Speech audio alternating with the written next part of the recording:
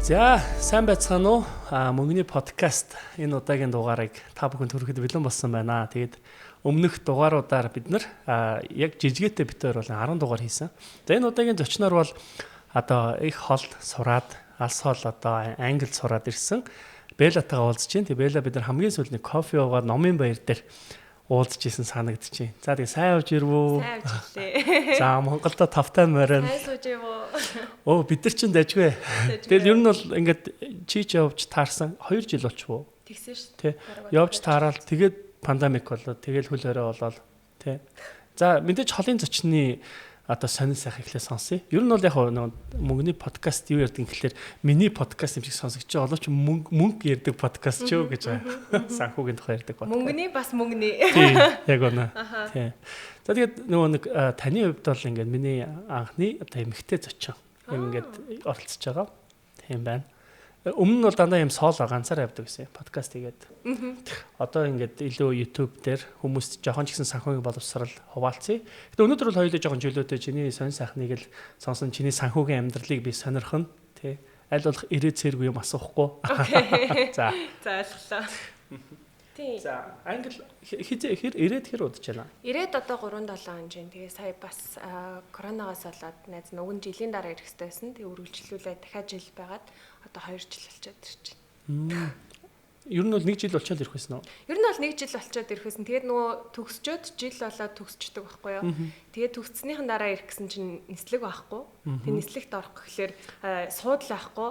Тэгээд гацж байгаа тагас жил болоод яг ирэх гэжсэн чинь Amazon-ы сериалд ороод тэгээд тэрэндээ тоглоод үргэлжлүүлсээрээ л ингээд 2 жил болсон. Ямар гоё. Тэгтээ бас зүгээр суугаагүй шүү дээ. Зүгээр суугаагүй. Тэгээ ер нь тэр хөл орой тэр нислэг байгаагүй нь бас нөгөө талаараа нэг бодлоор онсон. Даваа талсан байна тий. Ааха. Окей. За тэгэд ер нь бол сая ямар чиглэлийн мэрэгжлэр ер нь хэр хугацаанд сурч байгаа. Тэгээ тэтгэлэг авсан гэж би ойлгосон шүү дээ. Шевнингийн тэтгэлэг тий. Английн засгийн газрын Шевнингийн тэтгэлгээр кино жүжигчний мэрэгжлэр Английн эзэн хааны драмын төв сургуульд магистрийн зэрэг хамгаалсан. Nice. Ямар гоё. Аха. Одоо ер нь тийм Азаас ялангуяа Монголоос тэр сургууль сурсан хүмүүс ирэх байд юм байна. Чи сонирч үзсэн үү? Азаас бол би яг ангида 20 хүүхдээсэн. Тэгээ Азаас ганцхан Аз исэн. Монгол хүн бол тэр сургуульд хизээ сурж байгааг юм байлээ. Тэгээд яг энэ нөгөө Англид чинь мэрэгжлэрээ ингээд жил болгоор англиулдаг. Одоо магадгүй Оксфордын сургуулийг аюу мундаг сургууль гэж бодоод байтал те магадгүй яг сэтгэл судлалын чиглэлээр Баасан их сургуулаараа илүү мундаг байдаг ч юм уу те. Тэрэн шиг яг энэ кино жүжигчний screen acting-ийн чиглэлээр бол Англид тухайн жилдээ 2018-аас 19 онд одоо Англид нэгтж ихсэжсэн тийм сургууль. Вау, ямар гоё. Тэгээд тэр одоо сургуульд нь тэнцээд тэгээд суралцаад ирсэн ба шүү дээ. Аха. Тэтгэлэг ер нь ингээд шууд төлбөрийн сонирхож байна тий. Хэрвээ одоо зүгээр яг чам шиг өөрийнхөө яг мэрэгжлийг яг тэр сургуульд жүжигчний мэрэгчлэрээ магистр хамгаалъя гэх юм бол 1 жилийн хөтөлбөрт хэр хэмжээний төлбөр гарахаар байсан бэ? Сургуулийн яг төлбөр өөрөө гэх юм бол 24,000 паунд гэсэн баха. Паунд 24,000 паунд гэдэг чи паунд ер нь ойролцоогоор 3960-70 гэл ерөөхдөө нэг ойролцоогоор 4-оор өрчүүлчихэд айгүй амархан. Тэгэхээр 96 сая төгрөгийн төлбөртэй гэсэн үг. Жилийн дотор 96 сая төгрөгийн хөрөнгө оруулалт хийсэн тийм. Тэр чинь бол юу штэ зөвхөн сургуулийн төлбөр болохоос амжиргааны зардал бол биш штэ. Хоёул амжиргааны зардал ярина. Аха.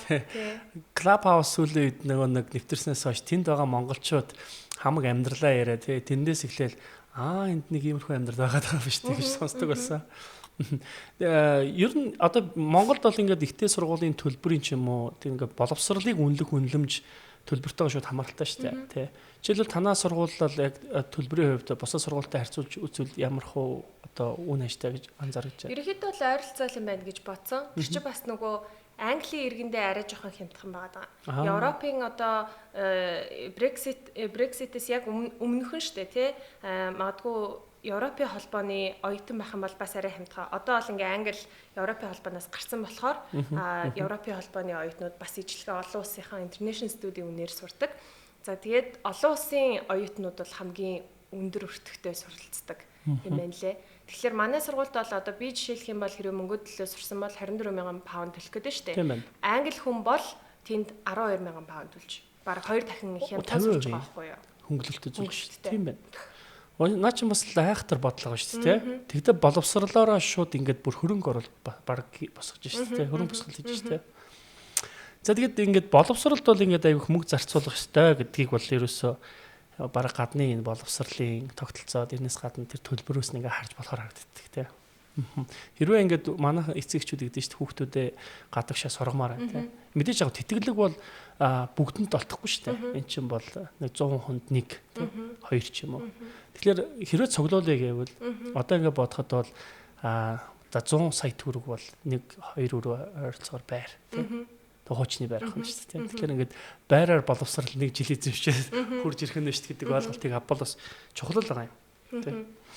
За тэгэд ер нь ямар хөө юм бэ? Тэр ер нь бол тэнд ингээд амьдрахад Монголд амьдарч ирсэн нөгөө нэг санхүүгийн одоо чиний хувийн санхүүгийн зохион байгуул тэнд очиод тэр өөрчлөгдөв. Монголд байхдаа би ер нь бол чи тэтгэлэг авсан дахиад амьдрах чамд ийм юу өгсөн үү те? Стипенд. Ер нь бол яг нөгөө хоёлаа сая ярьжсэнаас бас ингээ харахад надад юу юм бэ л дээ. Их сургууль өөрөө үнэтэй байх ёстой юм билээ. Их сургууль үнэтэй байна гэдэг чинь Английн их сургуулиуд баян байгаа байхгүй. Баян байна гэдэг чинь буцаад оюутнуудынхаа хөгжил зарцуулах фандууд айгүй их. Одоо би жишээлх юм бол өөрийнхөө сургууль дээр л ярьжлаа л да. Манай сургууль гэхэд энэ жил Английн засгийн газраас одоо өөртөө мөнгө олж байгаа дээр нэмээд штэ 950 мянган паундын одоо фанд авсан. Тэр фандаар юу авч байгаа юм бэ гэхээр өөрсдийнхөө төгссөн алумни буюу одоо төгсөгчдийг магадгүй одоо нөгөө стартап компаниуд гаргах те эсвэл одоо ер нь л бол кино урлаг гэхлээрээ л зүгээр ингээд нөгөө ажлаа хүлээгээр шалгаруултанд ороод тэнцэхгүй ингээд айгүй ядуу байх хэрэгтэй биш. Тэр креатив санаагаа одоо бизнес болгоод тэрүүгээр мөнгө олох хэрэгтэй. Тэхийн тулд оюутнуудаа чадварчуулах одоо хаб лабууд бас үүсгэхэд ингээд зориулна гэд ингээд мөнгө авчиж байгаа байхгүй баахан. Тэгээ нөгөө авсан мөнгөөрөө айгүй их сургалтууд одоо дэлхийн хамгийн супер одоо менторуудыг те хөлсөлж сургалтууд хийж гин. Тэнгүүтлээ төгссөн оюутнуудаа одоо би төгссөн байлаа гэхэд за баяртай баяр цэцгээ гэхгүй байгаа байхгүй юу. Сургуулийн имэйл ингээл актив хөвөрөө байгаад байна. Тэгэл чи энд одоо сургалтанд сур, тэр ч сургалтанд сур, мөнгөний тухай ийм сургалт 7 хоногийн сургалтанд сур, стартапаа хэрхэн одоо төслөө бичих ийм сургалтанд сур гэл ингээл байнга бөмбөгдөг. Тэгээ дээрэс нь одоо уралдаанууд айгүй их зарладаг. Одоо стартап уралдаанууд тий. Тэнгүүтлээ одоо магадгүй энэ уралдаан бол 30 мянган паундын одоо шагналтай уралдаан. Тэгэхээр чи нөгөө оюутнууд нь бас өөрсдийнхөө төслийг бас грант авчих гал орж байгаа байхгүй юу. Тэгэхээр эндээс нөгөө эргэх холбоо айгүй сайн л байдаг юм байл та. Тэгээ одоо жишээлх юм бол сургуульч нь ингээд бүтээгдэхүүн нь боловсрлоо зарж айгүй их нэг оюутнаас баг 24 мянган паунд гэдэг чи 100 сая төгрөг авах гэдэг шүү дээ тий. Тэгэхээр одоо жишээлх юм бол магадгүй өмнөх одоо магадгүй мөнгөн ч юм уу те Лондонгийн их сургуулийг төгссөн магадгүй 20 жилийн өмнө төгссөн. Тэнгүүтлээ өнөөдөр бол мөнгөн бол Монголд одоо бараг долларын тэр бомтон болцсон айгүй том бизнестэй те. Тэгэхэд тэгжил хэлэх юм байл да одоо баяр цэцэг сурах гээд очих юм бол мөнгөн манай сургууль төгсөөд ийм долларын тэр бомтон болцсон ийм том одоо бизнестэй хүн байна. Одоо чи манай сургууль сурах юм бол you can be the next one боёо одоо чи бол дараагийн мөнгөн байх боломжтой. Тэгэнгүүтлээ чи манай сургуульд орох юм бол нөгөө мөнгөнөө аваад ирж байгаа байхгүй юу. За энэ баяр цэцэг тусал. За одоо ямар нэг асуудал гарах юм бол энэ хүнд одоо хийлгээд ягаад гэх юм бол тэр мөнгөнд тэгж долларын тэр бомтон болохоос өмнө тэрний өмнөх төгсөгчд буюу алумни хүмүүс бас өөртөө тусалсан байх нь шүү дээ. Тэгэхээр хүн хичнээн нөгөө мундаг болсон ч хэлээ гэсэн доотлын нөгөө төгсөлтийнхаа оюутнуудыг одоо туслах нь бол одоо заавал байх ёстой зүйлс гэж боддог. Тэгээ тийм утгаараа бол нөгөө нэг сургууль өөрөө тэр масс бүтцээр ямар хүчтэй хөдөлж гин төгссөн оюутнуудаа яаж одоо бодит зах зээл дээр ямар эрэлттэй хүмүүс болгож ийн бүр гараас нь чирээд те авчирж ийн гэдэг нь өөрөө айгүй хүчтэй байгаа байхгүй. Тэгэхээр энэ дээр бол мөнгө айгүй хүчтэй болж байгаа юм. Супер байна. Хэрвээ сургууль хангалттай мөнгөгүй байсан бол энийг хийж чадахгүй байхгүй. Яг үнэ. Монголд одоо яг тийм нөхцөл байдал байгаа шүү дээ. Ер нь ингээ хараад байхад яг буцаад нөгөө нэг төгссөн дөнгөж төгссөн одоо тэр төгсөгчдөөсөө дахиж мөнгө татах гэж үзэхлээр нөгөөдөл нь бүр боожиж амжаагүй дөнгөж ажлын байрандаа гарч идэг те. Асар одоо ядуу шүү дээ. Хамаг юм шавхцсан. Жишээл малчны хөвгөд малаа ингээд бүгдийг нөхцөн ч гэдэг юм уу те. Тэгэхээр чиний хувьд сая тийм одоо сургуулиас зарласан хөтөлбөр ч юм уу ямар хөө үйл ажиллагаанд оролцваа? 1 жилийн хугацаанд, 2 жилийн хугацаанд? 2 жилийн хугацаанд би төгсчөөд сая манай сургуулиас тэр нөгөө одоо төгсөгчтэй зориулсан тийм стартап уралдаан зарлцсан байгаа. Зарлсан. Тэгээд тэрэндээ анх зүгээр нөгөө бодож исэн одоо төслийнхаа санааг явуулсан байхгүй. Тэгээд нөгөө санаа чи үргэлжилж явсаар байгаад одоо төгсгөлийн финалийн шатанд тэнцсэн. Одоо 10 сарын 4-нд эцсийн финалийн шалгуулттай. Тэгээд тэрний одоо нөгөө нэг шагналын гэх юм бол 10,000 паундын шагналтай одоо төрүүлсэн хүн. Тэгэхээр ер нь бол креатив санаагаа одоо нөгөө нэг бодит бизнес төсөл болгох дээр л одоо бид нар ингээ гэрийн даалгавраа хийгээд сууж байгаа байхгүй тий. Тэгэхээр ингээ 7 хоног болгоо одоо 9 сарын 13, 9 сарын 20-нд ингээл дандаа хичээлүүд орно. Чи бизнес төслөө ингэж бичих хэрэгтэй, хөрөнгө оруулагчид юу сонсхийг сонирхдیں ч гэх юм уу. Бүүм биш ингээд давхар ингээд өөр бойжуулаад хөгжүүлээд яваад байна. Тийм шүү дээ. Гэтэл би тэр сургалтыг өөрөө мөнгөө төлөөд авах байсан бол энэ өөрөө бараг 5-6 мянган долларын сургалт тим хэмжээний хүмүүсээс үг сонсож байгаа байхгүй. Гэтэл тэр сургууль сурсан болохоор л энэ сургалт бол надад зүгээр чи сураад өгөөч, чи энийг сонсоод өгөөч, тэ энэ тэмцээнд ороод өгөөч, мөнгө өгье гээл. Тэ чи бол мөнгөө төлсөн штэ. Тэ тийм учраас одоо чамд дахиад айгүй олон боломжууд нэгцсэн. Зөвхөн 1 жилийн хөтөлбөртөл 90 сая 100 саяг төлчихгүй юм ба штэ, тэ. Одоо хүртэл дахиад тэрнийхээ өгөөжийг ингээд аваад авч байгаа явж гин гэсэн үг шүү дээ. Вау, наач бүр нэлээд урт хугацааны 1 жилийн хөтөлбөр биш болоод хөрчлээ шүү дээ. Тийм байна. Тийм байна. Тэгэд үнэхээр чи чадчихвэл чамаа ингээ урамшуулад хөгжүүлээ тий. Тэр чинь санхүүжүүлээд явах нь шүү дээ.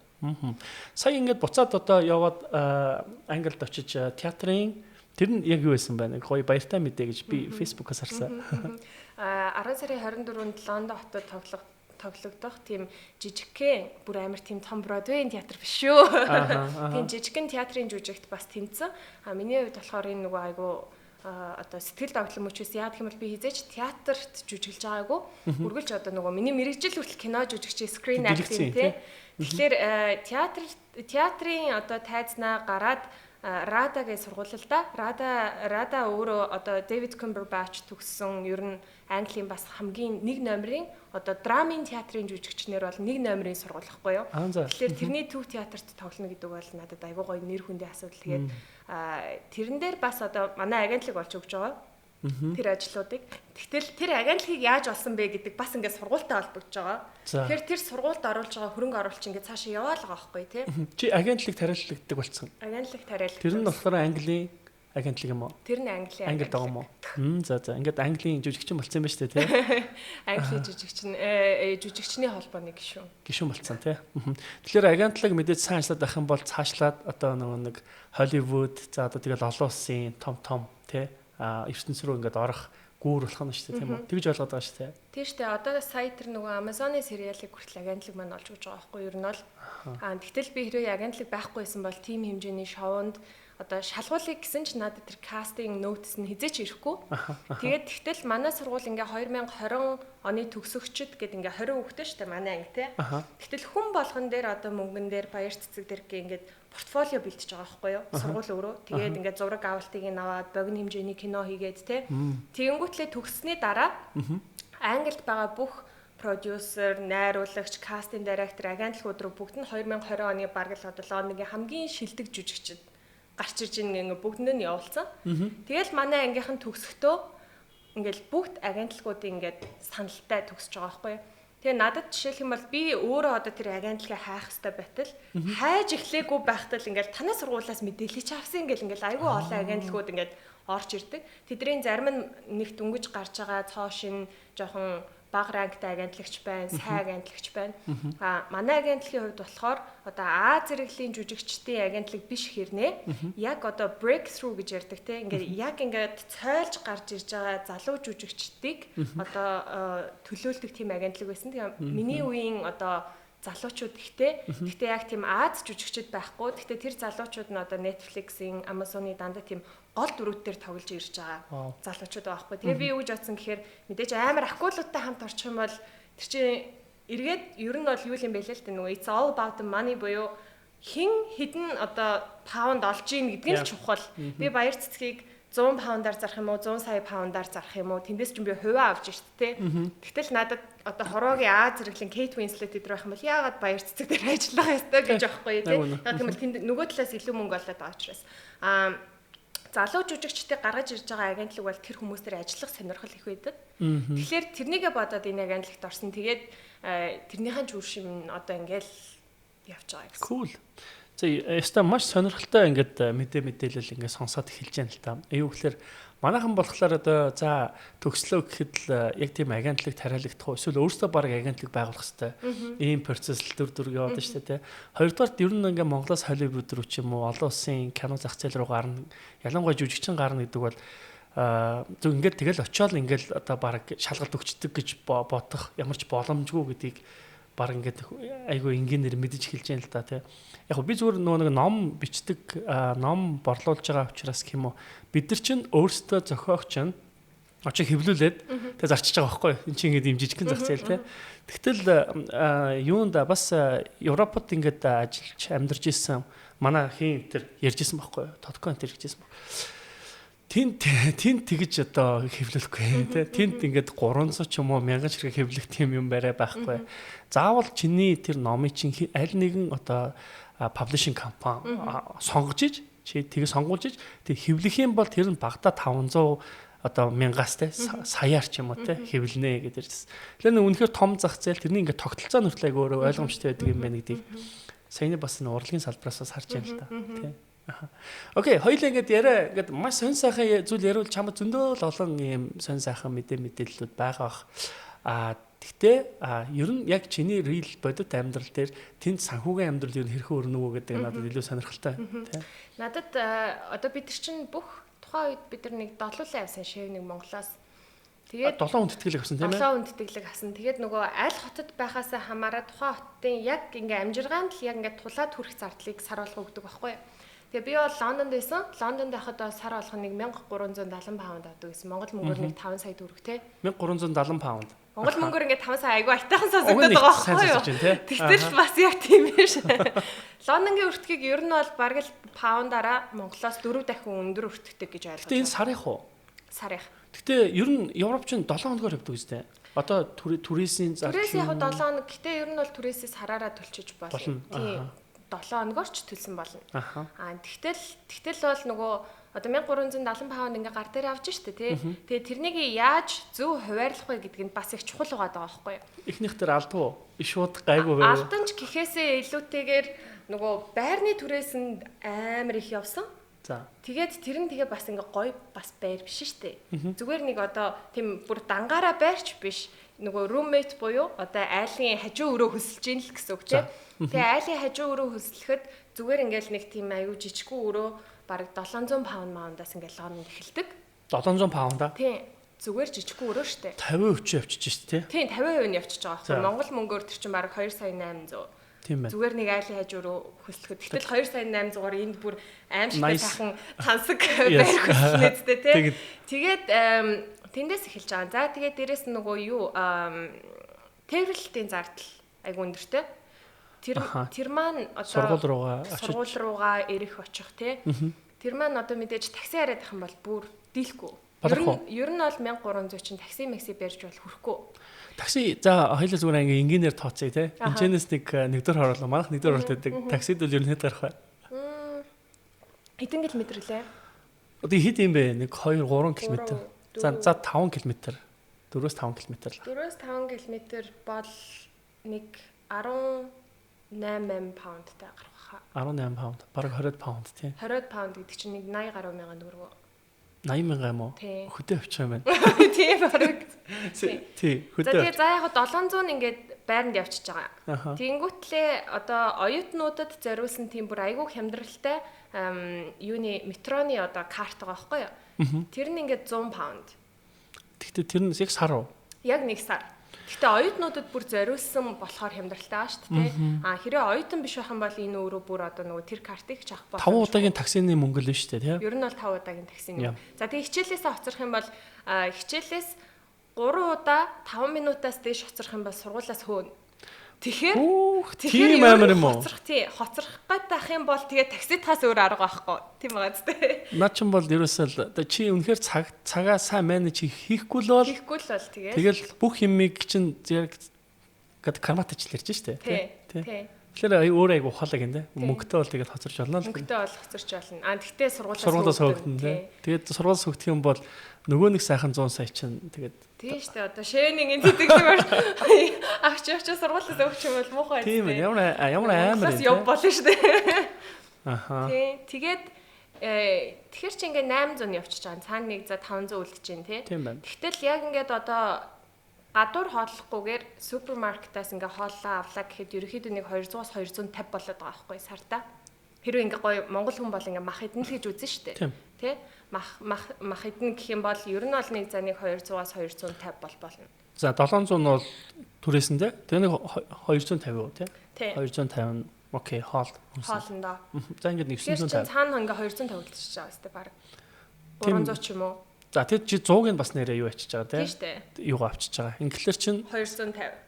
Цаана нэг тэгээд 200 үлдэх юм байна. Яг 200. За тэгээд тэрнээсээ юугаа байрныхаа нөгөө уус цахилгаан интернетийн мөнгөийг бас тэгээ штэ. Тэр чи 50 гэж бодчих. За 150 үлдэнэ. За тэгэхээр 200 үлдэнэ. За тэгээ 200 үлдэнэ. Тэгээд тэр 200-аасаа одоо утасны төлбөр ямар нэг одоо Netflix-ийн subscription одоо би бол Netflix, Spotify, Amazon гэл ингээл жижигэн ингээл явж байгаа хгүй Zoom тий. За тэгээд дахиад 50 гасчих. За ингээд тэгээд нэг 150. 150. За тэгэл энэ 150-аараа гадуур хооллох уу, найзуудтайгаа гарах уу, тий юм үзэх үү, зүр үйлчилгээнд явах уу, аялах уу, зугаалах уу шийдэгдэнэ гэсэн үг байхгүй. Тэгэхээр айгүй нөгөө тайт байгаа зү. Тийм байна. За ингээд 1300 паунд тий 1300 паунд дээр менежж сурсан ба шүү дээ тий. Тий. Нэмэлт орлого энэ төр олох боломж энэ төр байсан уу? Одоо тэнд ажил хийх ч юм уу? Тийм юм чи ажил хийж болно, орлого олж болно, харамсалтай нь ямар ч цаг байхгүй. Тийм ерөөсөө манай сургуульч өглөө 9-өөс ордог. Тэгээ ороо 6-д тардаг. Бүр яг сургууль анги дотроо штэ. За. Тэгээ ороо 6-д тарангуутлаа ингээд сургуулиас ингээд 7 хоног болгон за одоо тэнд магадгүй Оскарын тим шагналтай өнгө хэлж гин, энд ийм кино фестивал болж гин, тэнд тим Бродвейн тоглолт болж гин, тэрнийг очиж үзэн, нэг очиж үзгээл ингээ баахан юмнууд ингээ даалгаврууд өгдөг байхгүй юу. Тэнгүүт 6 хичээлээ тарчаад нэг хажуутлын одоо нэг супермаркетаас газ сэндвич авч шидчихэл тэгэл 7-д Лондонгийн айл нэг газар нөгөө нэг метрондоо суугаал бид нар ингээл яваал нөгөө юмыг нь үзэл харна. Тэгээд ингээд 7 хоног өнгөрчихөж байгаа байхгүй юу. Тэгээ нөгөө хичээлүүдээ чи ингээд даалгавар овоороод байгаа зү. Тэгээ хагас сайн бүтээн сайн болоход нөгөө даалгавраа игээ суучин. Тэгэл нийтгэх болоход өглөө тэгэл яг хичээлтэй. Тэгээ би Лондонд очичоод 3 сар болохдоо нөгөө Лондонгийн парламентын орд Big Ben үзээгүйс шүү дээ. Ерөөс явж амжихгүй. Ингээ гарч явъя, хотмат үзье мүзик гэхэлэр ерөөс ямар цаг байхгүй. Уг нь 150 паунд байгаад байдаг те. 150 паунд байгаад байдаг те. Тэр чинь энэ хадгалагдсан юм шүү. Нэгч хадгалагддаг. Би яг тэгээд үнэхээр завгүй байсан. Тэгээд сураад тэгээд 150 паунд карманы мөнгө усаараа жил болоо тэгээд би гайгүй бүгдөө өдөрсөө тэгж ойлгоод байна шүү дээ. Ер нь одоо хамт суралцж байгаа ялангуяа Английн одоо танай ангийн ч юм уу те эсвэл одоо тэнд ингээ найзладаг одоо Европ найз нар ч юм уу тэдний ер нь санхүүгийн зохион байгуул зохицуултын талаар чиний зүр сонирхол татсан баг суралцмаар тийм зүйлүүд юу байсан? Байсан. Ялангуяа миний айгуу сайн одоо найз Чил оюутан байсан. Тэгээд тэр Чилээс болохоор мань хүн бол сургуулийнхаа 24,000 паундыг бүр цуглуулсан байгаа байхгүй юу? Сүүлийн 3 жил ажиллаж Чилдээ. Тэгэл ерөөсөө ажилласан цалин болгоныхоо ерөөсөө 50%-ийг сургалтын төлбөртөө ингээл хадгалаад тий. Тэгээд надад зүгээр юу анзаарчихсан гэхээр тэд нар чинь тэгээ яг ингээл тэгж их зовж нөгөө мөнгөө цуглуулсан хүн чинь бас ингээл төлөхтөө ингээ олоолаа гарч марахаар яг л би өөрөө яг юу ууснаа төлж ивэл чи гэж айгу тийм зүгээр хүнийхэн тоон туваачилтаа гэж бид нар чи айгу Монгол зан гарах гэж тэгэхээр үгүй яг би өөрийнхөө уусан кофегол төлж ивэл чи гэл бүр тэгэл айгу нэг удаж муудаал те нөгөө хүн болгоо өөрийнхөө төлөхөр чи тэр чи амар удаа штэ тэгнь ямар ядраатай юм бэ 150 паунд дээр нь ямар ядраатай гэдэг юм шиг баг би төлчих гээд байгаа юм уу те тэгээ яг тийм нөгөө санхүүгийн хувьд тийм хатуу юм бэлээ тэгээ яг би ямар ажлыг ямар хугацаатай хийгээд тэндээс хэдийг хадгалаад би ирээдүйд одоо энэ хүссэн сургуультаа сурах эсвэл хүссэн зүйлээ хийх юм бэ гэдгийг айгүй сайн төлөвлөдөг. Бид нар чинь монголчууд ч юм болохоор за тэгж байгаа л болчихно доо. За тэгэл болно доо болохгүй бол да аваасаа хахаасаа найзаасаа мөнгнөө чам 100,000 төгрөг найз дараа 7 хоногт өгчөж гэх юм нэг тийм одоо бүлгийн системээр айгу биендээ найддаг юм байна гэж бодсон. Тэгтэл Европод болохоор яг хар толгондоо л найддаг. Өөрөө өөртөө л найддаг. Би 1000 паунд цуглуулах хэрэгтэй. Тийм 1000 паунд цуглуулах хэрэгтэй гэх юм бол тэрэн дээрээ бүр яг сарчилсан төлөвлөгөө гаргаж аваад яг тэрнийгээ цуглуулдаг. Сурж байгаа хугацаанд хадгаламж энэ төр хийсэн үү? Сурж байгаа хугацаанд хийх гэж оролцсон. Тэгээ хийх гэж оролдонгуутлаа буцаа ингээ аялчихж байгаа байхгүй нөгөө хадгаламж. Хаагаар аялсан. Бүх мөнгөөр аялсан уу? Гэхдээ ер нь яг би нөгөө сурж байгаа хугацаанд ядаж нөгөө 10% ямар ч одоо мөнгө олсон зөвхөн одоо стипенд ч гэлтгүй шүү дээ тий. Ер нь олохынхаа 10% ингээд нөгөө хадгалаатай гэж зүгээр ингээд хичээсэн. Тэгээ ингээд хичээж жаад яг ингээд өвлийн амралт болоод тэг ингээд буцаа зарчиж байгаа байхгүй юу? Амралтын хугацаанд аа? Тий, амралтынхаа хугацаанд. Тэгээ бүгдийг зарцуулчих юм уу? Ер нь бол бүгдийг зарцуулсан тухай. Гэхдээ тэрнээс хойш бол яг сургууль төгснөөс хойш бол яг нөгөө миний санхүүгийн хувьд одоо нөгөө хандах хандлага ингээ арай өөр болж байгаа байхгүй юу? Яг гэх юм бол нөгөө байнга стипенд авдаг байсан бол одоо стипенд авахгүй болж штэ тий. Одоо өөрөө олох. Нэрээ яг 1 жил болоод тэгээ стипенд зогссон тийм үү? Зогсно. Тэгээ чи 1 жилийн хугацаанд ямар нэг стипендгүй амьдарч байгаа юм уу? Амьдарсан юм уу? Тэгээ штэ. За тэр үед ер нь амьдрал ямар хөө? Бид хаана сурлага болох вэ? Тэгэхээр одоо нөгөө бидний чим цалин гэх юм бол нэг орж ирэхдээ ингээд нөгөө том хэмжээгээр орж ирдэг. Одоо кинон тоглолоо гэх юм бол гэрээ хэлээ тийм. Одоо би жишээлх юм бол Amazon-ы сериал тоглолоо гэхэд ингээд нөгөө сар болгон цалин авахгүй шүү дээ. Ингээд ажиллаа хийхээс өмнө ажиллаа хийхэд дуусчаад гэдэг ингээд нэг балк цалин авч байгаа байхгүй. Окей, За нөгөө балк цалингаараа би 3 сар дараа нь ажилгүй байх юм уу, 6 сар ажилгүй байх юм уу, эсвэл дараагийн сар шууд дахиад өөр том ажил олчих юм уу хэлж мэдэхгүй. Тэгэхээр тэрнийг айгүй зөв хуваарлах, зарцуулах даалгавар юм дээ. Тий, айгүй их мөнгөтэй олонгуутлаа шууд ингээд хэлэх юм бол магадгүй корона шиг үед те 6 сар ажилгүй бол яах вэ гэх юм уу. Хамгийн анхны тэр одоо гэрээ хийгээд мөнгө орж ирсэн тэр мэдрэмж тэр ямар байсан бэ? Бом баяр болоод баха үрсэн үү? Гайгүй юу? Гайгүй нэг ерөөсөө тэгж өрөөгүй. Яа гэх юм бол коронатай үед чинь нэгт нөгөө нэг өргөдөх боломж ч бас байгаагүй. Гараад одоо юу гэдэг чи ресторан орох гэхээр ресторан л тээ тий. Аялал гэхээр аялж болохгүй. Тэгэхээр бол яг миний хувьд бол хадгалах хэрэг хадгалж болдгийм бэ гэдэг бол ингээ анзаарч байгаа байхгүй яг коронагийн үеэр. Тэгээд тэр бас одоо мөнгөнд хандах хандлагт бас арай өөр санагдчихж байгаа. Тэгээд дээрэс нь бас нөгөө би энэ юу юм байна гэж бодсон.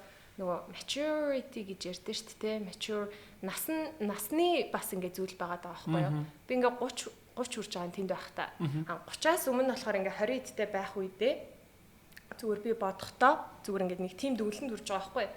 Ямар нэг юм ингээ 30 хүрсэн чинь өөрчлөгдсөн юм шиг надад санагдсан байхгүй юу. Тэгээ юу өөрчлөгдөв гэж бодсон чинь илүү нөгөө одоо нас биеийн төрсэн ч юм уу те сэтгэлгээ хүртэл ингээд одоо амьдралаа бодож эхэлдэг ч юм уу. 20-тай үед болохоор айгүй тийм нөгөө аялыг дэлхийг үзье те мөнгө цуглуулах юм бол тэрнийг одоо ямар нэгэн хувцас хонор эд хэрэгсэл гэхээсээ илүүтэйгээр ерөөсөө би дандаа нөгөө аялал зарцуулдаг гэсэн ерөөсөө миний хамгийн том зарцуулал аль болох ингээл ийшээ тийшээ ингээл явцдаг. Тэгээд тэр нь яг мэдээж надад маш их удаа амьдралыг үзүүлэлтэй хөрөнгө оруулалт болж байгаа. Тэгтээ нөгөө би ямар нэг юм зүйлийг хийхдээ би дуртай зүйлээ хийн, мөнгөний төлөө ажиллахгүй. Эсвэл одоо юу гэдэг чинь бараг л мөнгө бодох юм бол нэг муу хүн чим шиг тийм сонио ойлголттой тий. Нэг юмдээ ямар гоё юм хийж болох вэ? Ямар гоё төсөл хэрэгжүүлж болох вэ гэл нэг тийм амар тийм мөрөөдлөөр дүүрэн. Тийм мөнгөний эсхийг бол зүгээр ингээд хасцсан. Байсан байх гэдгээ би зүгээр ингээ 30 хүрээд ойлгож байгаа байхгүй юу. Тэгэнгүүтлээ 30 хүрэл ингээл одоо одоо нөгөө амьдралаа яах вүлээ, үр хөвгтөө яах вүлээ, хүнтэй сухаа яах вүлээ, байраа яах вүлээ, машинаа яах вүлээ гэл ингээл айгүй олон нөгөө нэг амьдралын юмнууд бодогдож эхэлж штэ тий.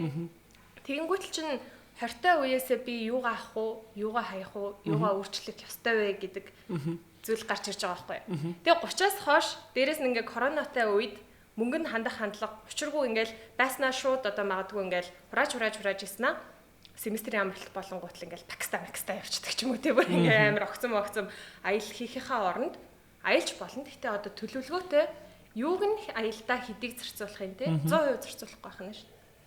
Юуг нь магадгүй зүгээр данс нь ингээ өхмөл ингээд хийгээд байгаад байх юм. Эсвэл би юунд хөрөнгө оруулж болох юм те эргэлдүүлэх хэрэгтэй болчихж байгаа байхгүй нөөдгөө. За одоо тэгвэл ингээд чиний дансны систем ингээд айгу сонирхолтой сонсогдож байна.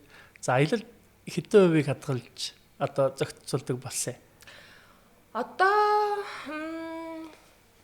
Одоо бол би яг аялалт ер нь бол энэ жил яг өөртөө тийм нөгөө юу тавьсан.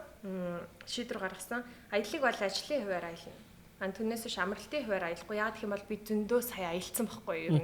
Одоо 20-тай. Ер нь хэдийг зарцуулав? За сая ингээд сүүлийн хугацаанд гэдэг нэг 3 жилээр авбал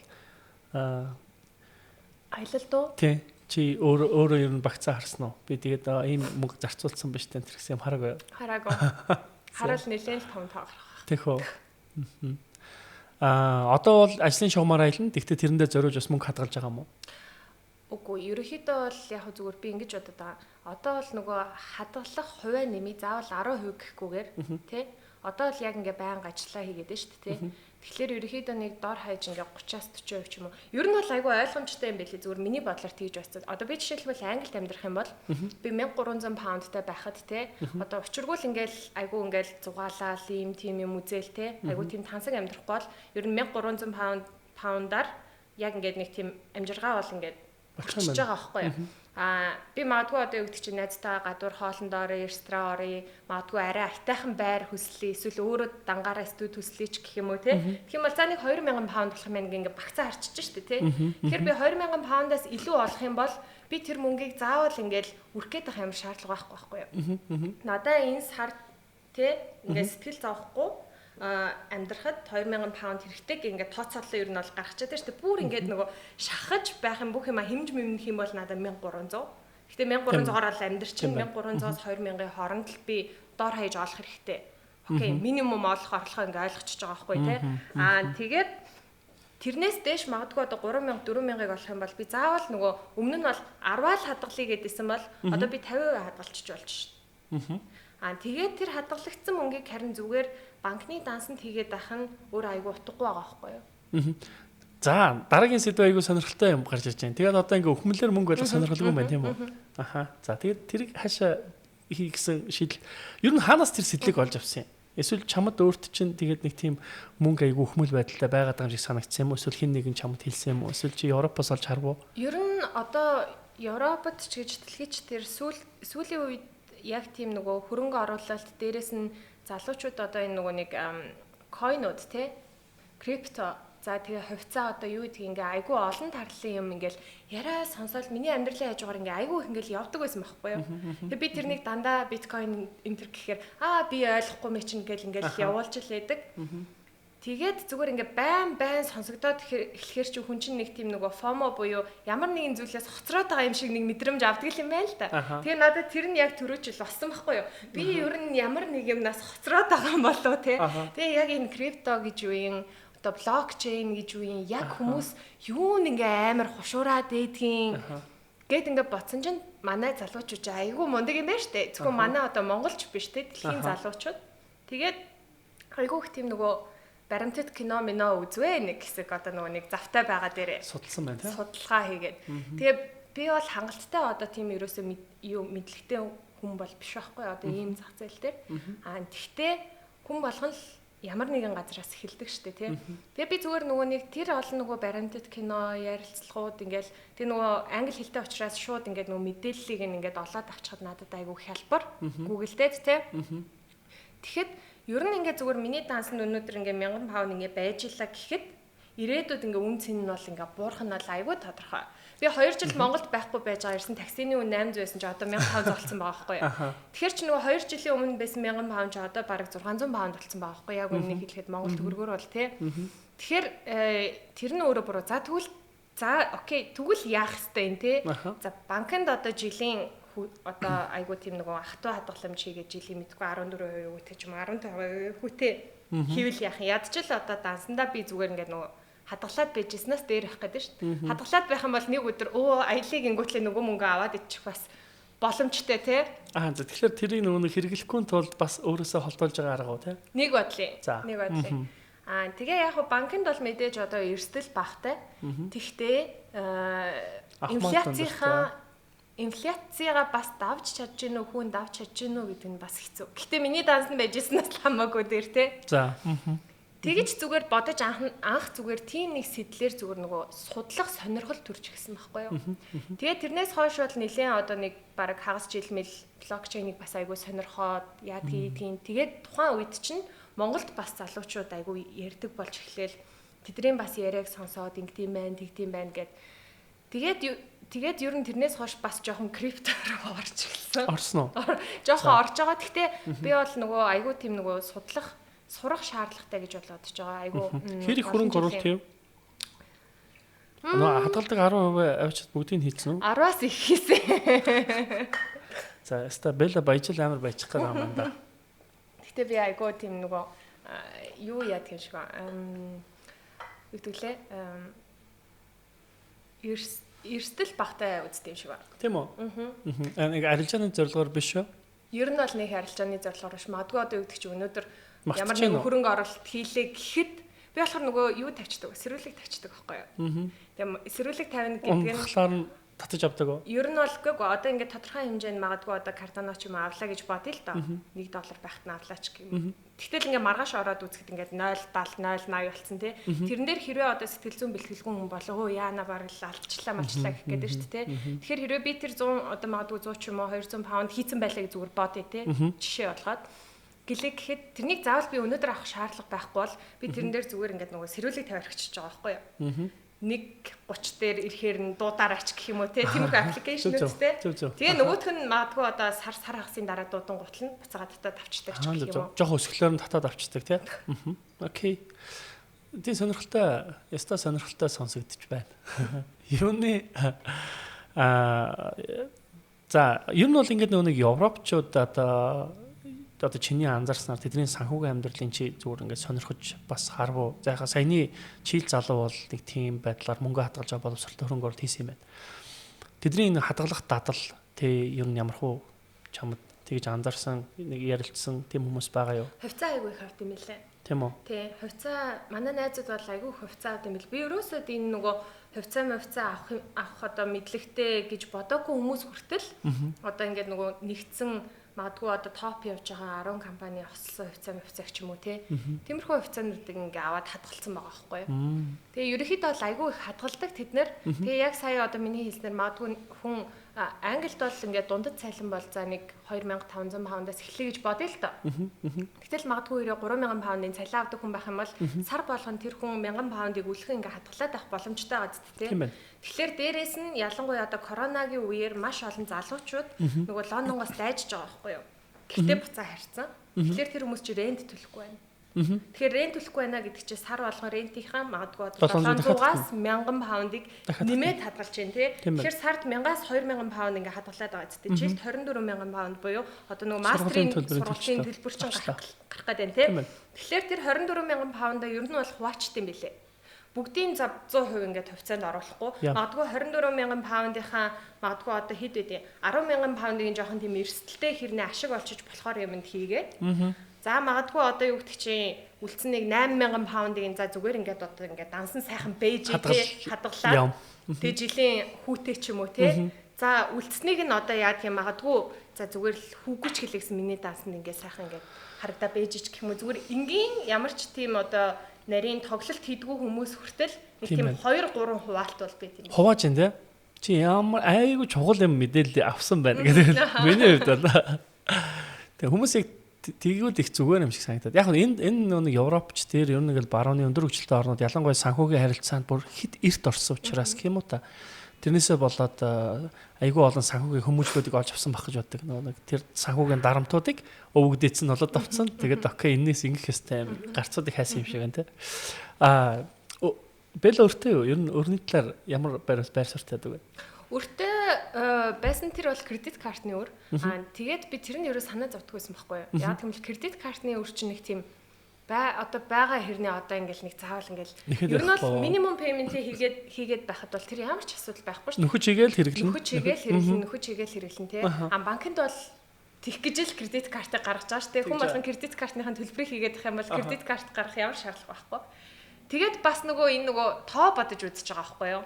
За кредит картанд хэдэн хувийг төлж чинь тий. Хүүд нь интерестийг нь сард хэдийг төлж чинь. Тэгтэл би магадгүй одоо нөгөө нэг балк хэмжээний цалин авахаараа кредит картаа бүр зүгээр ингээд одоо бүх төлбөрийг нь хаагаад тэрнийг ер нь нэг тийм ашиглаад авах шаардлагагүй ашиглах юм бол буцаагаад 100% төлөх байдлаар л ашиглана гэж толгойдоо суулгаад тийм бол би кредит картанд хүү төлөхгүй байгаа байхгүй юу.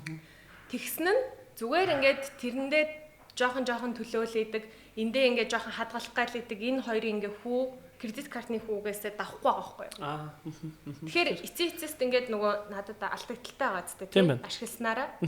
Тийм тэгээд бас нөгөө YouTube сувгууд бас айгүй үзсэн. Тэгээд тэгсэн чинь тэр нөгөө Америкийн YouTube сувг байсан баха нэг залуу айгүй ерөөсө бүх амьдралынхаа одоо нөгөө санхүүгийн зохицуултыг кредит картаар хийдэг гинэ. Гэхдээ кредит картанд ганц төгрөгч одоо хүү гэж төлдөггүй. Нэг кредит картнаас мөнгө авангуутлаа яг төлөх болохоор бүтэн кредит картныхын төлбөрийг нөгөө кредит картаараа бүтэн төлөөд хүү төлөхгүй байжснаа нөгөөтгийнхаа ингэж төлөөл ерөөс ингэ нөгөө хоорн нь ингэ цикл шиг болгоцсон. Тэг би бүр хүмүүс чи ямар амар төлөвлөлт юм бэ те. Эннийх нь хүүгийн тэрнийх нь одоо баг л юугаар төлнө мөлнө гэл. Гэтэ тэр бол айгүй нэг тийм толгой иргмээр те ядаргаатай. Гэхдээ тэндээс үүдээд би яг нөгөө кредит картныхын төлбөрийг хаацсан байхгүй юу. Ер нь бол дими юм байна гэж. Чи кредит картн дээр ер нь сургалтанд суусан юм уу те? Сургалтанд суугаагүй. Яг та нөгөө нэг жоохон өрөнд ороод тий дими юм байна гэдэг мэдрэмж авсан юм шүү.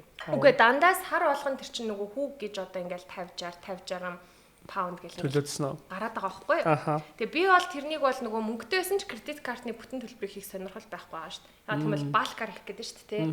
Тэгэхээр угаасаа сар болгон ашиглаад одоо тодорхой хэмжээг нь хийгээл үлдсэн өөрийнхөө одоо нөгөө нэг мөнгнөөс тий тодорхой хэмжээг нь зарцуулаад хадгалагыг нь хадгалаад яваад байдаг.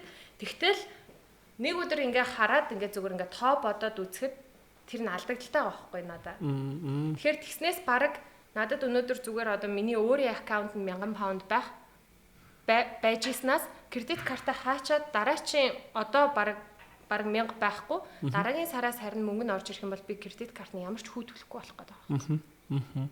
Тэгэхээр чи өрөнд нэг дуртай биш юм байна тийм үү? Өрөнд дуртай биш. Өрнөөс айд юм байна те. Өрөнд байх дурггүй. Тийм байна те. За их сонирхолтой санхүүгийн талаар мэдээд их хуваалцсанд баярлалаа. Яг би бол Европоос чи бол айгүй чухал зүйлүүдийг бас олж ирсэн. Надад л авдгийг санагдчихэв. Ялангуяа Монгол залуучууд уран бүтээлч хүмүүсийн яг одоо нэг надаас бас юм санхүүгийн зөвлөгөө авдаг нэг хэдэн залуучууд байгаа юм. Тэгээ тэднэрт яг түрүүний чиний хэлдэг шиг орлого нь тодорхой биш, тогтсон биш. Орж ирвэл нэг орж ирнэ. Гэтэл нөгөө нэг урлагийнханд байдаг нэг юм одоо проблем биш тэ. Тэр юу юм бэ гэхээр баг зэрэг олонний танил болоод эхэлсэн учраас тэр аятайхан харагдах ёстой. Олонний нүдэн дээр байна. Хэрэглээ өндөр байх ёстой тэ. Захын одоо жишээл хоолны газар ороод хоол идэх баг ирэхгүй гэж өөрийгөө ойлгоцсон. Тэг яах вэ гэдэг тэ. Чамд тэр проблемыг чи юу гэж хардаг вэ? Тэр юу чиний проблем мөн үү? Эсвэл одоо Европод залуучууд энэ хоёр дахь асуулт шүү. Европод залуучууд нь хэр их тийм нөгөө хэрэглээ рүүгээ чиглэсэн зарцуулалт өндөр зардалтай амьдралыг хэр их амьдралдаа бий болгосон байдаг юм те. Би болохоор Германд нэг хизээлээ нэг хэдэн жилийн өмнө очиход надад нэг тийм сэтгэл амармаар гоё юм харагдсан байхгүй юу? Маш гоё машин. Тэгтээ хөгшүүн байдаг. Залуучууд явж байна. Яхаа хэр таарсан машинтай ч юм уу те. Тэгэхээр нэг юм өөрөө нэг тийм амар зөв циклээр явж байгаа юм шиг те. Тэгэхээр тэрэнд нөгөө хинч шатах шаардлагагүй, хин нэгнээс нөгөө нөлөөлөл авах шаардлагагүй. Би заавал энэс доор орсон хэрэглээтэй те гэдэг мэдрэмж энэ төр ингээд мэдрэмжийн юм нөлөөлөл багтаа юм шиг те. Монголд бол галзуу штэ те. Тийм санагдчихсан. Тэгэхээр энэ хоёр дахь асуултны юм асуулт. Эхнийх нь асуулт бол яг тэр одоо өндөр зардалтай те ялангуяа урлагийн салбарын олонний танил тийм хүмүүс ер нь чи юу гэж боддог вэ? Тийм. Манайд тэгдэг те. Ер нь л Лондон ингээ харж байхтай шүү дээ те. Амар гой машинууд ингээ Lamborghini унсан хүмүүсийг харахаар лалайхан байдаг байхгүй юу? Туркууд ч юм уу. Тэгээ яг ингээд Европуудыг нь харахаар ерөөсөө тийм одоо яг үнэтэй машин зашин ундаггүй. Үнэхээр үнэтэй машин унах юм бол тийм ланд манд авч унахгүй Tesla авна. Байгаль дээлтэй, электрон те. Яг тэгмэл өөрөө өөрт нь амар таалагдчихэж ш nice байна те. Би юу яадаг гэсэн байхгүй юу? Марк 2 ундаг гэсэн байхгүй юу? Монгол. Тэгээ угаасаа нөгөө нэг Лондон явах хүртлээ унсан. Тэгээд Марк 2 надад амар таалагддаг байхгүй яг тэгмэл жоохон хааз гიშгээр амар хурд баг нэг тийм уралдааны машин шиг надад айгүй таалагддаг. Гэтэл надад айгүй олон хүн тэгж хэлжсэн. Чи Монголын мисийн бижиж Марк 2 унаадахтай яа тий. Ямар амар хичмээрий. Гэтэл би яага хийчих хэвтэй энэ тийм баг чи хичээд байгаа юм биш үү миний өмнөөс. Гэтэл хэрэг өнөөдөр одоо юу гэдэг чинь надад хангалттай одоо хадгаламж байхгүй хэрнээ. Би зээл аваад зүгээр хүмүүст таалагдахын батаа цэцгээд одоо надад огт хамаагүй үндэ таалагдахын тулд өөрийгөө өрөнд оруулаад тэг тэндээсээ стрессдэх яг ямар хэрэг байгаа юм тийм үстэй. Тэрний оронд би зүгээр дуртай надад таалагдчихвэл миний Марк 2 унуу лан унуу хин ч хамаагүй байхгүй яа гэсэн дээрээ. Тэгээд хамгийн гол нь би юу гэж боддог гэхээр бусдад таалагдахын тулд өрөнд орох хэсгүй. Бусдад таалагдахын тулд хэрэг үнэхээр чамд байгаа чи тэрнийг амар гоё зарцуулаад тэрнээсээ кайф аммаар байгуул болж гин те. Үнэхээр орлого сайтай өнөөдөр Rolex цаг зүгээд тэндээсээ чи харах болгондоо өөрт чинь амар гоё сэтгэл төрдөг байвал яага болохгүй гэж. Тэгтэл тийм боломж байхгүй хэрнээ зүр хүнд гайхуулахын тулд тэгээд тэрнээсээ өөрөө нөгөө одоо сар болгонд лизингээ яа төлөх юм те. Стресс нь гэдэг чинь айгүй буруу тогтолцоо байгаа байхгүй. Би тэгээ ингээ нөгөө заримдаа ингээ харж байхад Instagram дээр ингээ Facebook дээр ч гэх юм айгүй тийм токсик юмнууд явдаг. Яг гэх юм бол ингээ харахад хүн болгоо амар супер амьдралтай. Хүн болгон ингээд нэг тийм дандаа брендийн хувцас өмсдөг. Ялангуяа эмэгтэйчүүдэд би нэг айгүй анзаардаг байхгүй. Одоо Instagram models гэж ярьдаг те. Зөвхөн Монголд биш штэ. Англид ч хэлээс ижилхэн байж байгаа. Харахад ингээл ерөөсө супер машинууд зураг авахуулаад те айгүй гоё брендийн хувцас өмсөд яг тэрнийг яг яаж өмсөд яаж олоод байгаа нь айгүй тодорхойгүй те. Тэгээ тэрнийг ийм байна л да. Би нөгөө сэтгэл зүйч найзтай байхгүй юу. Тэгээд тэрнийг үзэж байгаа ялангуяа өсвөр насны хүүхдүүд энэ айгүй токсик тусдаг гинэ.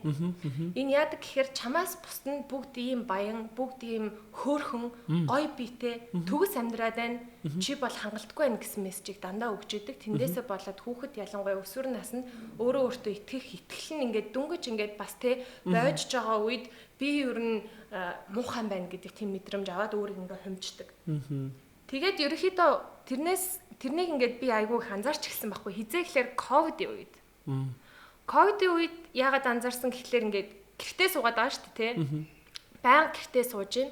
Хүн болгон бол тэгэл өглөө баг нүүр мүрээч бодохгүй, тэ. Гэрийнхаа хувцсыг сольж өмсөөл нэг илүү дутуу зардал гаргаад ч байхгүй. Тэгээд ингээд нөгөө уцаа ухах цаг айгүй их болчихж байгаа байхгүй юу. Тэгээ уцаа ухахлаар би амар гоё тэгж ин би амар гоё юм байна гэл байдаг. Тэгэхээр ингээд хүн чинь ямар сони би ягаад ингээд гэрийнхаа хувцастайгаа те ийм сонио суугаад байгаа юм бол гэж юу н бодогдсон байлээ. Яг яаж амьдраад байгаа юм бол гэдэг ч юм уу те. Тэгээд нөгөө талаараа би өөртөө юу гэж хүсэн гэхээр би ингээд одоо юу гэдэг чинь ингэж юм тэгж ийм юмд орох гэж ийм кинонд орох гэж гэдэг дээр аль болох нөгөө юу байхыг чидэг бусдад ингээд нөгөө урам зориг өгөхийг би шэйнингийн сэтгэлийг авсан юм бол таа ч гэсэн авч чадна шүү дээ, тэ. Би англи хэлээ айтайхан сурцсан байхад таа ч гэсэн сурч чадна. Өнөөдөр би Холливуудын нэг уран бүтээлд орлоо гэхэд таа ч хэлийг сурч чадна. Тэр чинь нэг хүн чадахгүй нэг амар гайхалтай юм ерөөсөө биш байгаа байхгүй юу. Тэгэхээр аль болох боловсролын, хувь хүний хөгжлийн талдаа дуурах айгуу дуртай. Түүнээс биш одоо юу гэдэг чинь намайг хараа ийм гоё хувцас өмсөн байна. Би тийм юм амар дургу баггүй өөрөө. Тэгэхээр нөгөө чиний асуусан асуулт тэр чамайг зовоодгүй тэрний төлөө одоо мөнгө илүү ингээд зарцуулах шаардлагатай болоод санхүүг чинь дарамтлахгүй гэх юм бол no. Гуанданд бууз аваад идчихсэн ч хэлээсэн тэр намайг тэр хүний л асуудал болохоос миний асуудал ерөөс биш байхгүй тий. Cool. За ер нь бол тийм мэдрэмжтэй байгаад байна гэдэг бол яг хуу бас нэг хит одоо өөрийнхөө одоогийн нэг хитэн найзуудаа хүрээлэлд нэлээд баригдаад базагдаад байж магадгүй юм байна тий. Одоо нэг урлагийн салбарт ялангуяа Монголд байгаа хүмүүсийн хувьд бол надаас тийм асуулт асуудаг хүмүүсийн хувьд бол тэгвэл тэгжэл харах юм байна. Тэгвэл тэр чиний амьдралд санхүүгийн хувьд чинь дарамт болдоггүй юм байна. Өрнөөс айдаг тэрийг ер нь чи хаанаас олж авсан? Эцэг гэхээсээ. Уу яг өрнөөс айдаг гэхээсээ илүү тэр яг дургу гэж штэ би тэгээд ингээд стресстэх дарамтлуулах дургу гэдэг. Намайг бол дарамтлж байгаа санхүүгийн ганцхан л дарамтдаг байд юм байна лээ гэж би бодсон. Тэр миний бодол. Юу бодол гэхэлэр би ч нөгөө айлын ганц өхөө.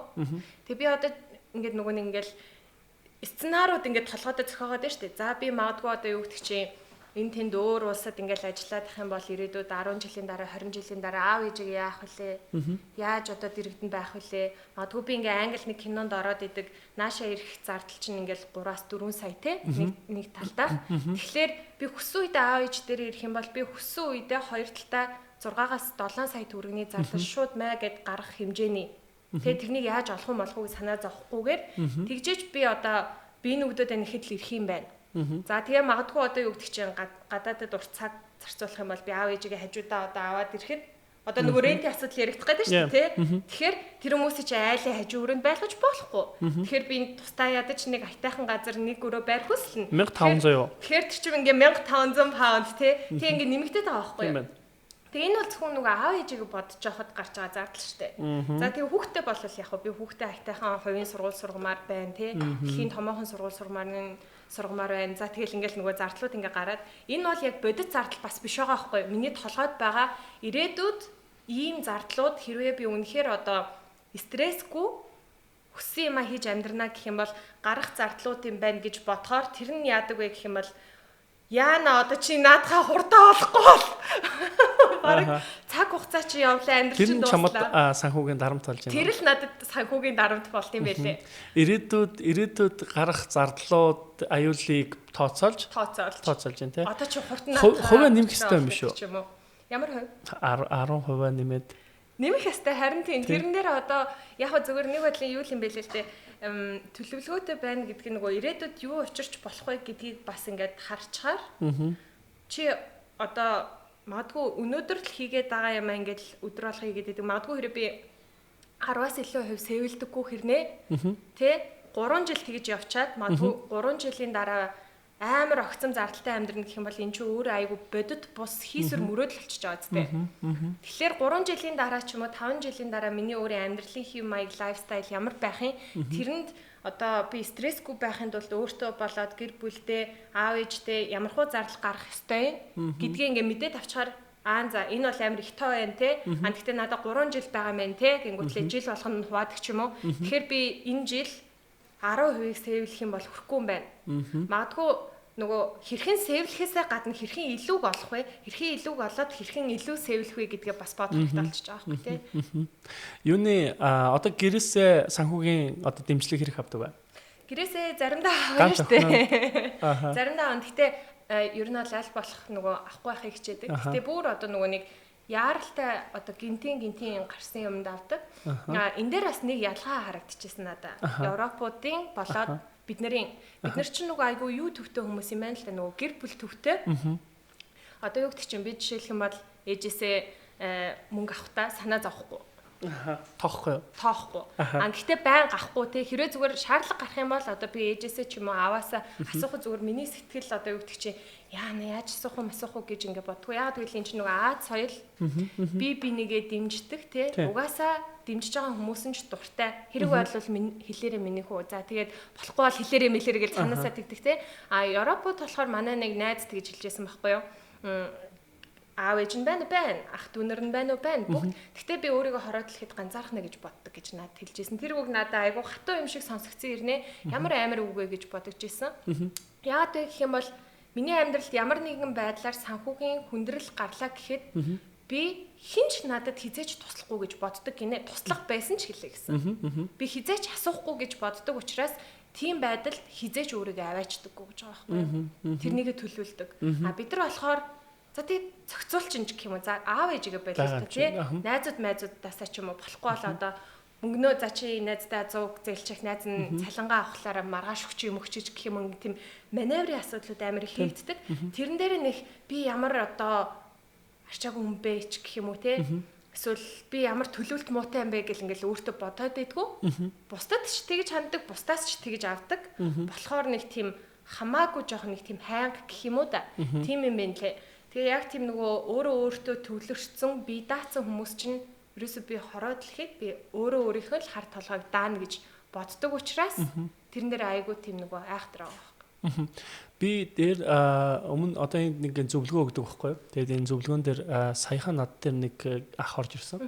Тэр ах болохоор хүүхдийнхаа боловсролд амьдралаас ингээд сэгсрүүлсэн л харагдсан л да. Тэрний өгөхлөөр Канад руу ингээд сургууль сургасан 500 сая гарсан. Одоо тэрнийх нь өөр нь ингээд 200 хэдэн саяын үлдэгдэл өртөө ингээд явж байгаа. Тэгээд сар болгон тэрийг ингээд бүх бизнес нь ингээд дампуураад эхэлсэн. Гол асуудал нь хүүхдтэй тэрийг хэлээгүй.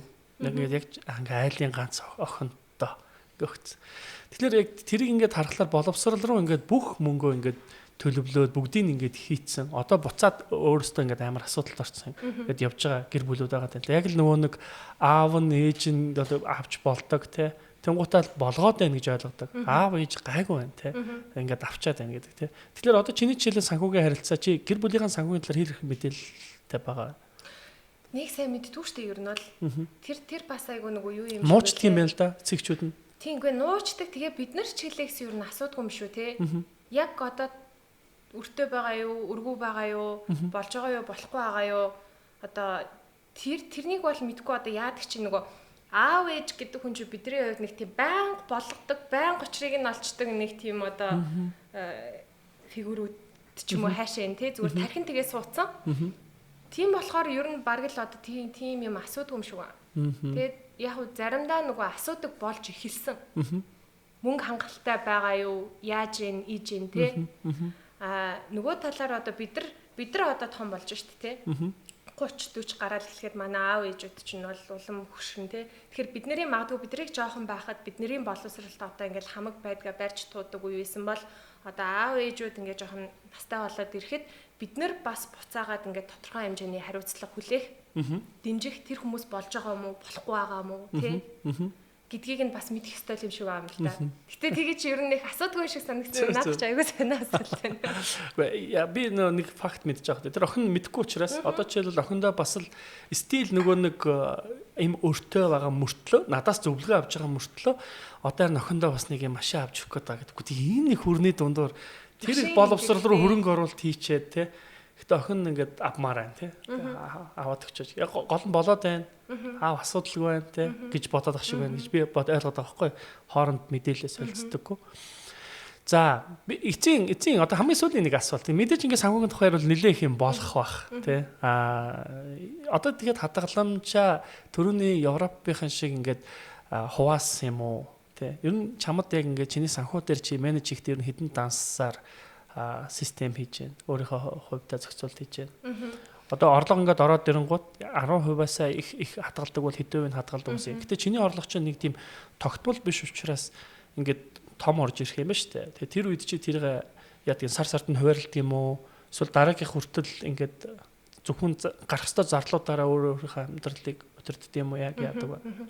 Одоо л яг надад яг тогтмол орлого байгаа. Гэхдээ хажуугаар нь цалин уу тийм цалин. Гэхдээ тэрний хажуугаар бол одоо нөгөө киноныч гэх юм уу одоо өөр прожектууд бас байна шүү дээ. Нэмэлт орлогууд. Тэндээс болохоор яадаг вэ гэхэлэр нэг зүйл айгу гоё юм шиг санагцаа. Одоо миний Английн дансанд жишээлх юм бол нэг банкны данс шүү дээ. Тэр данс нь ганцхан ижлэгийн данс хэрнээ ингээ дотроо ингээ хуваарлчиж болдог тийм нөгөө системтэй мэлээ аппликейшн нь. Тэр надад айгүй айтайхан санагдсан байхгүй юу? Яагаад тэгэхээр нөгөө Монгол данс байлаа гэхэд за би магадгүй голомтын дансаар ингээ цалингаа авдаг байлаа гэхэд хадгалах мөнгөө эсвэл голомтын шин данс нээх хэрэг гарна эсвэл хаан банкны данс руу ч юм уу худалдаа хөгжил рүү ч юм уу хойрлон тэ. За тэгээд дотроос нь одоо нөгөө сая ярьсан шүү дээ. Аялалтаа за магадгүй 10% нь хадгалуул яах юм. Тэрнийг одоо яа дахиад нэг данс нээх юм уу тэ. Бөөн данснуудтай болчиход байгаа байхгүй юу? Би айгүй олон данстай шүү дээ. Тийм олон данстай. Тэгэхээр нөгөө Английн аппликейшн маань яаж юм гэхээр ганцхан данстай. Тэнгүүтлээ юм нөгөө нэг харагдцсан нь хитвчүүдтэй. За. Тэнгүүтлээ одоо магадгүй би нэг хитвчээ за хоол гэд нэрлэжээ л та тий. Хоол хүнс авдаг. Тэнгүүтлээ би тэр хоол хүнснийхээ хитвч рүү хийчих болж байгаа байхгүй юу? Тэнгүүтлээ би төлбөрөө төлөхдөө нөгөө хитвчээ сонгочих болно. Аль хитвчээс энэ мөнгө гарах юм би дэлгүүр оронгуутлаа хоол авахтаа хитвчээ хоол гэдэг хитвчнээс юм байна. Цаанд байгаа нэг дансанд байгаа мөнгө нэг л байж гэн. Гэхдээ хитвчүүд нь болохоор лимитүүдийн заагаад өгчих юм байна тийм ээ. Энэний хэдэн хувийг л хэрэглэх боломжтой гэдэг лимит үүсэх юм байна. Тэнгүүтлээ сейвингийнхаа одоо хитвчийг бас лок хийчих болно. За энэс орохгүй гэдэг. Тэгэхээр тэр үндсэн мөнгөний чинь тодорхой юм локлогдох юм шүү дээ. Окей. Тэгээд тэндээс авах юм бол тэр нь амар удажиж ордог. 7 хоног жиж ордог заа.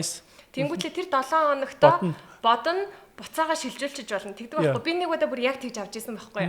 Нөгөө мөнгөө амар сэтгэл хөдлөлөө амар хадгална гингүүтлээ ингээ хийцэн чинь гівэнд мөнгөний хэрэг гарангуутлаа.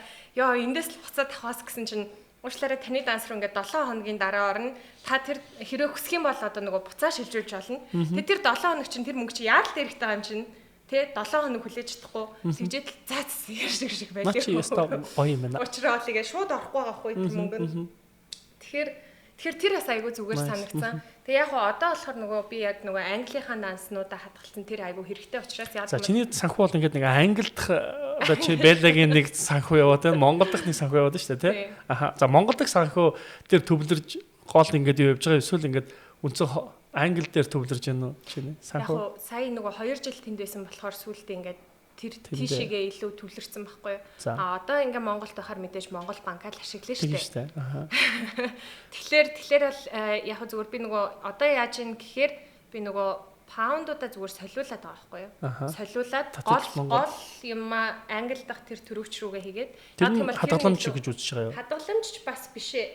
Ер нь бол зүгээр нөгөө хитвчүүдтэй болохоор айгүй амар. Тэндээ ингээ би хадгалчиж болно, мөнгөө төгччиж болно тий, хуваарлчиж болно. Монголчин бол ингээ бараг 5.10 нас нэх гэдэг шүү дээ. 5.10 хуваа гэх юм бол Тэгэхээр айгүй хүндрэлтэй. Тэгэхээр би яг өнөөдөр Монголд одоо надад зарцуулахад одоо 7 хоногт хэдэн төгрөг хэрэгтэй байгаа. Магадгүй мэдэхгүй одоо за 100 паунд солиуллаа гэхэд би 100 паундаас солиулаад зүгээр Монголынхын дансанд хийчих байгаа байхгүй. Надад Монгол хадгалах ингээ айгүй олон юмнууд хэрэггүй. Гэсэн байдлаар. Хадгаламж ер нь хэд туус юм? Тэгснээс нэрээ юу Монгол төгрөгөөр мөнгө хадгалахгүй байгаа. Ерөөсөө юу? Тийм. Надаа яг зүгээр юу санагдсан нөгөө инфляц айгүй хэцүү санагдсан. Тийм. Инфляцид мөнгөө цохиулах хэмжээний мөнгөтэй байгаад байна гэсэн үг юм уу? Үгүй ер нь тэр заавал тийм амар супер байх албагүй байхгүй юу? Тэр чинь $1 ч байсан $1000 ч байлаа гэсэн эцээц чи ялж байгаа л алж байгаа хамгийн гол нь утхан штэ. Ер нь бол.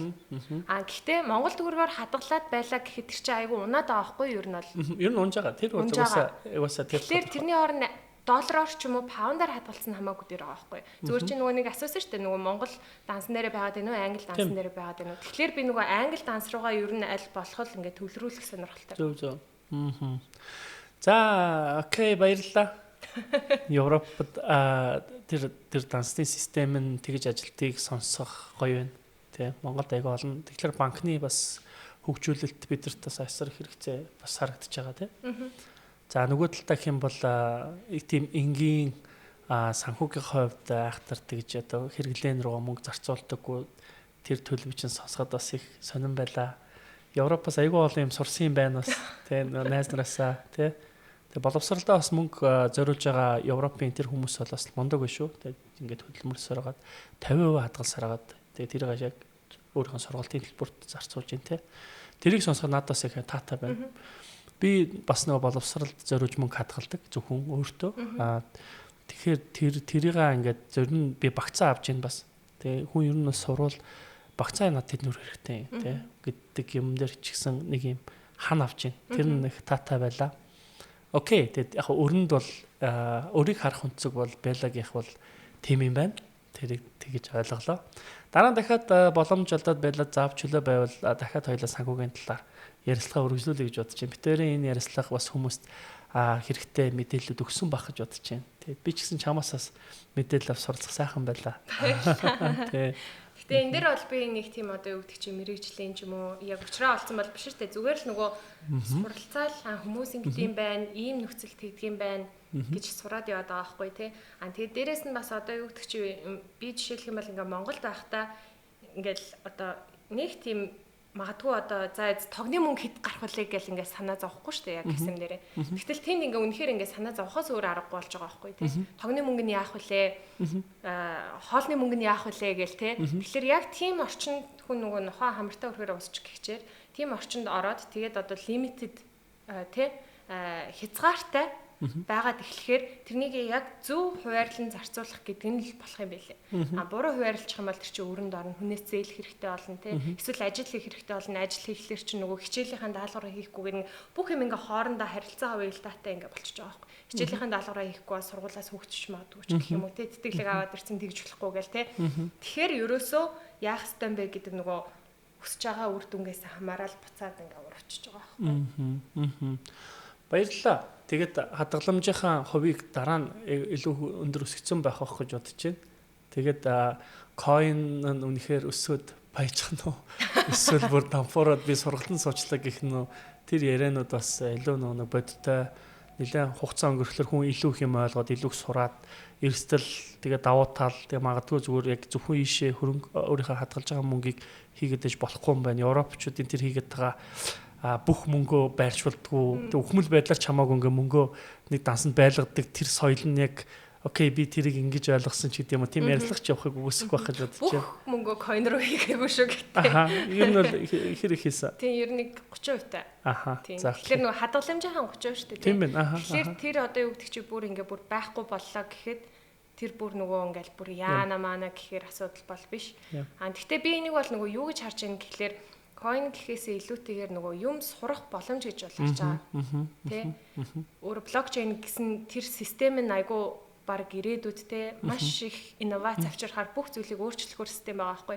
Тэгэхээр тэрэн дээр тулгуурлаж байгаа зүйл гэхээр бид нар үнэхээр яг зүгээр надад сонирхолтой байгаа болохоор би тэрэнд орж ирж заавал хүнд сонирхолтой байх албагүй.